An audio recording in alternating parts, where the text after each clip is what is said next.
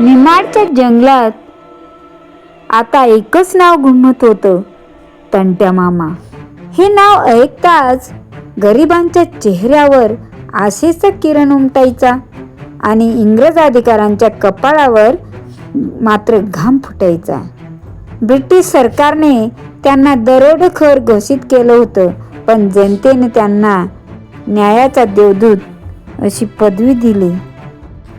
एका रात्री सरकारी खजिना सैनिकांच्या कडक बंदोबस्तात खंडव्याहून इंदूरकडे निघाला होता. आजूबाजूला बंदुका, घोडेस्वार आणि कडक पहारा. इंग्रज अधिकाऱ्यांना खात्री होती, आज तंट्या काही करू शकणार नाही. पण त्यांना माहीत नव्हतं की जंगल आधीच जागं झालंय. ही शांतता तंट्या मामांचा संकेत होती. क्षणात चारही बाजूनी भिल्ल योद्धे सावल्यांसारखे बाहेर आले. कोणी बाण सोडत होता, कोणी सैनिकांची शस्त्रे हिसकावत होता, तर कोणी घोड्यांचे लगाम कापत होता. अवघ्या काही मिनिटातच सरकारी खजिना तंटा मामांच्या ताब्यात गेला.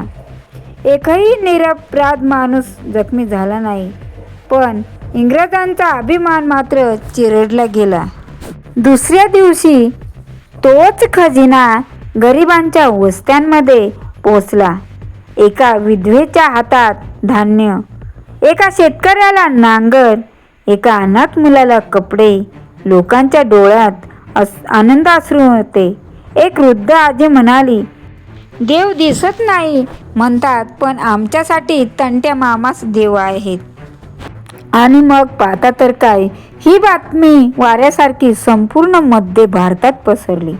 ब्रिटिश सरकार संतापाने पेटून उठलं. त्यांनी तंट्या मामांना पकडण्यासाठी विशेष पथके तयार केली. नवीन बंदुका मागवल्या, गुप्तहेर नेमले आणि मोठमोठी बक्षिसं जाहीर केली. जो तंट्याला पकडून देईल त्याला सोन्याची नाणी मिळतील. पैशाने विकत न घेता येणारी एक गोष्ट होती, जनतेचा विश्वास. तंट्या मामा गावात आले की लहान मुलं धावत त्यांना भेटायला यायची. माता भगिनी त्यांच्या कपाळावर तिलक लावायच्या. वृद्ध त्यांना आशीर्वाद द्यायचे आणि संपूर्ण गाव एकाच आवाजात म्हणायचं, तंट्या मामा की जय. तंट्या मामांनी कधी स्वतःसाठी महाल बांधला नाही, कधी संपत्ती साठवली नाही. त्यांची खरी संपत्ती होती जनतेचा विश्वास आणि गरिबांच्या चेहऱ्यावरचं हसू. ब्रिटिश सरकारला आता समजलं होतं की बंदुकांच्या जोरावर तंट्याला हरवणं अशक्य आहे.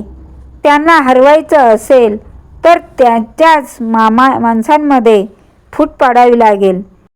कट रचला जाऊ लागला, विश्वासघाताची बीजे पेरली जाऊ लागली आणि इतिहास एका वेदनादायक वळणाकडे निघाला. प्रत्येक महान योद्धा रणांगणात हारत नाही, कधीकधी तो आपल्या विश्वासामुळे हारतो.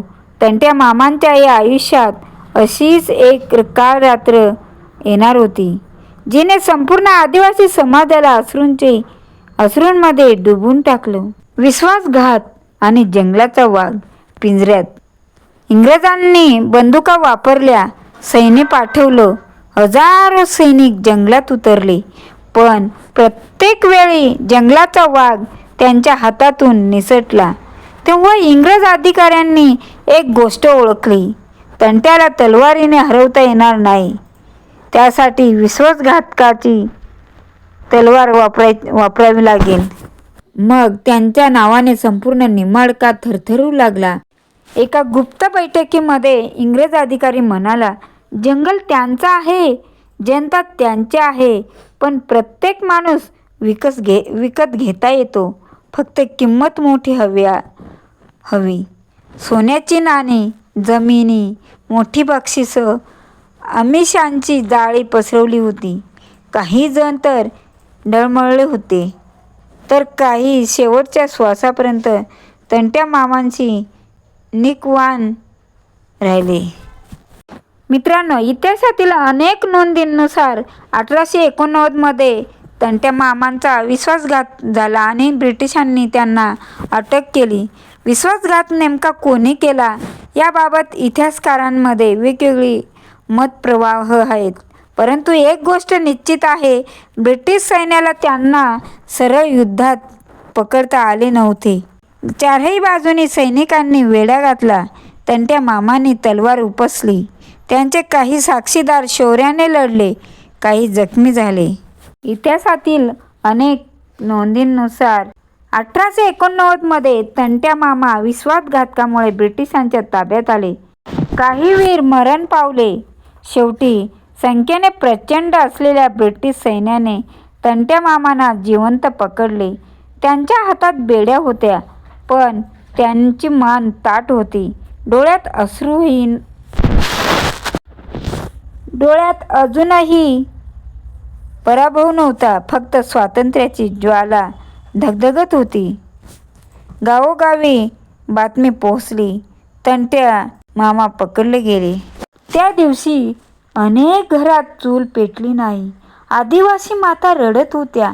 लहान मुलं विचारत होती, आई, आपलं तंट्या मामा परत येतील ना?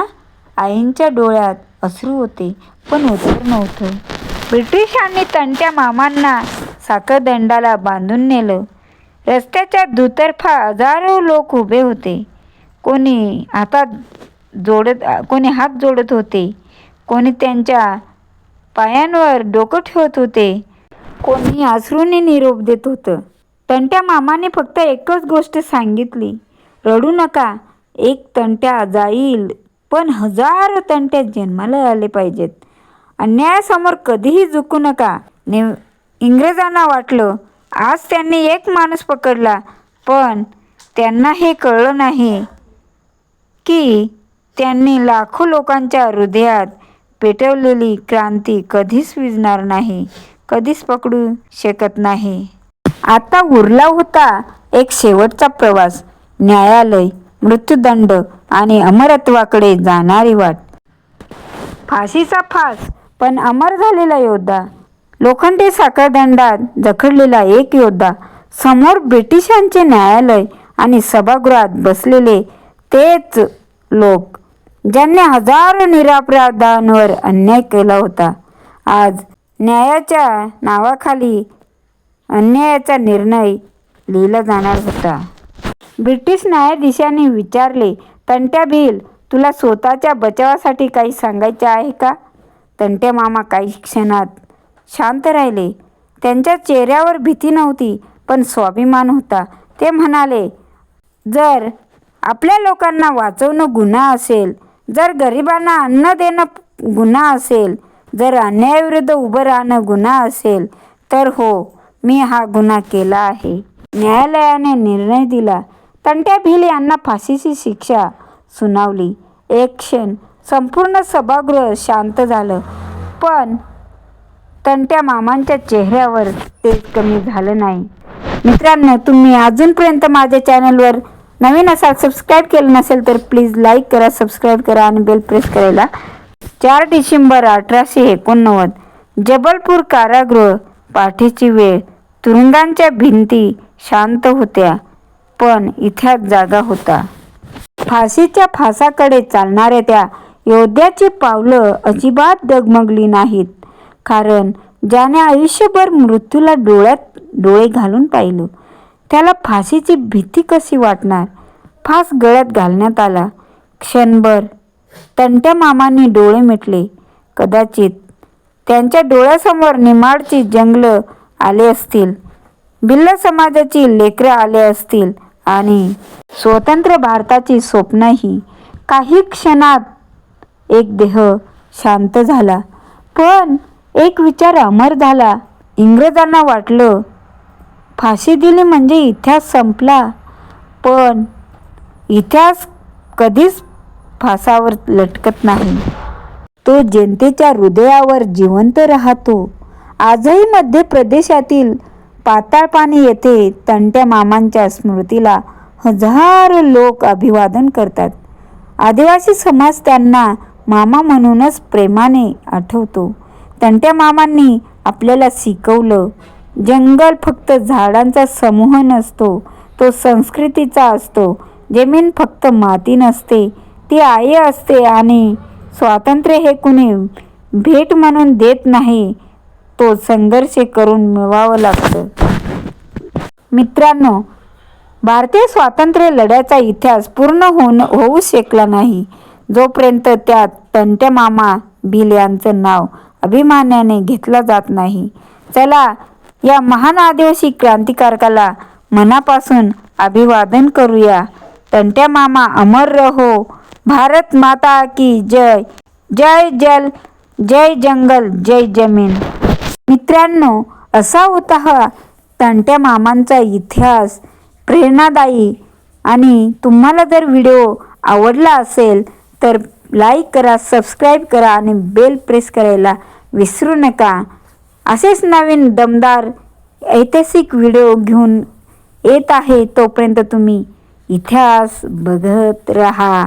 इतिहास. थँक्यू.